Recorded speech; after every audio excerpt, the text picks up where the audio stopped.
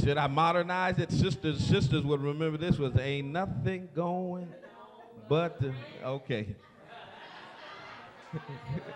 Gotta have a J-O-B if you wanna. Thank you so much. But they didn't understand when they said nothing from nothing leaves nothing, that there is somebody named Elohim, the creator God, that can make something out of nothing. For God reached out into nothingness and said, let there be light.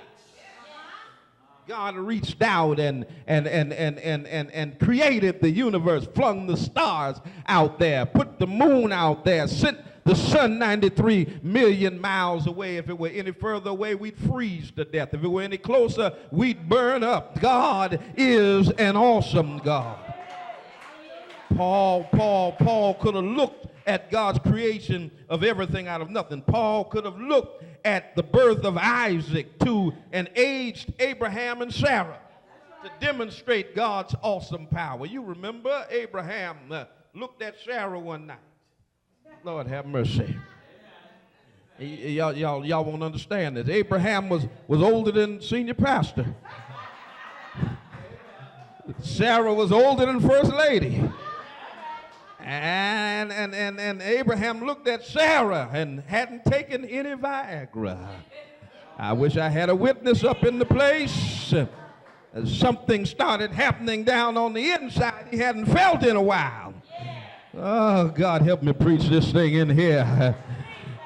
God is a mighty God. God is a powerful God. Paul could have looked at the Exodus from Egypt.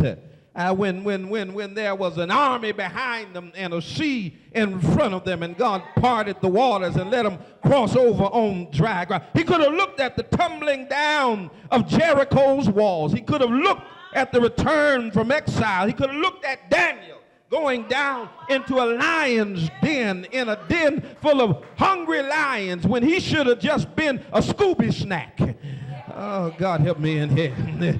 And Daniel just laying down on the lion's mane, using it as a pillow and going sound asleep like he was on a Sealy Posturepedic mattress. Am I in the right house?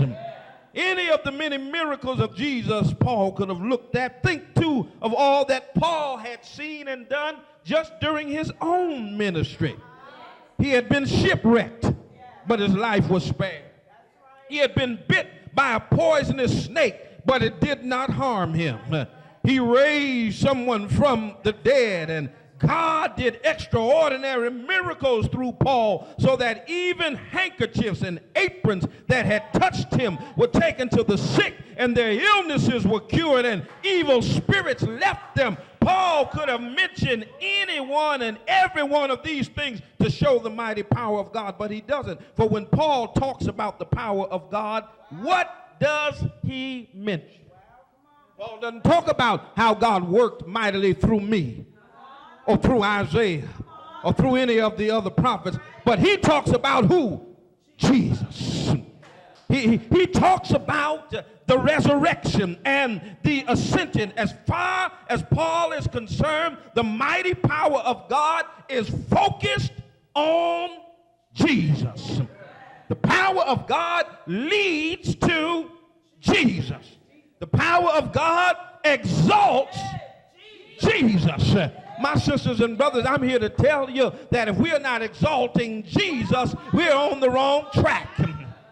It points to Jesus. That is the point of the power of God, to exalt Jesus. And that's why Paul closes by saying in verse 23, he is my all in all. Look at your neighbor and tell your neighbor, he's my all in all. According to the opening verses of Ephesians, Jesus was raised onto the cross, raised from the dead, raised into heaven. What? To bring all things in heaven and on earth together under one head. That was God's plan. It speaks of the future. But verse 22, my sisters and brothers, speaks of the present. With the raising of Christ, it says all things are placed under his feet. God put everything under him because he suffered death. God left nothing that is not subject to him, even death.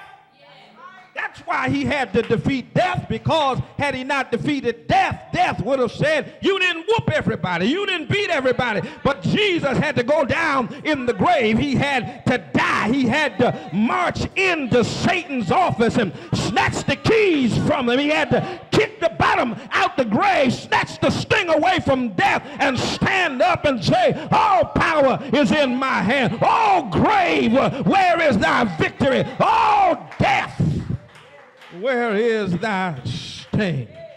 Everything is under his feet. Yet at present, the world doesn't see that everything is subject to him. Jesus is in charge, yet they don't see. Come on, somebody. Jesus is in charge, yet it's not fully visible to some of us. He's in charge, yet we are sometimes blind to the fact that he's in charge. You ought to just whisper in your neighbor's ear and say, he's still in charge. You might be doing your thing, but he's in charge. Amen. You might be ignoring him, but he's in charge. You might not be living like he wants you to live, but he's still in charge. You might think it's your life, it's your thing, do what you want to do, but he's still in charge.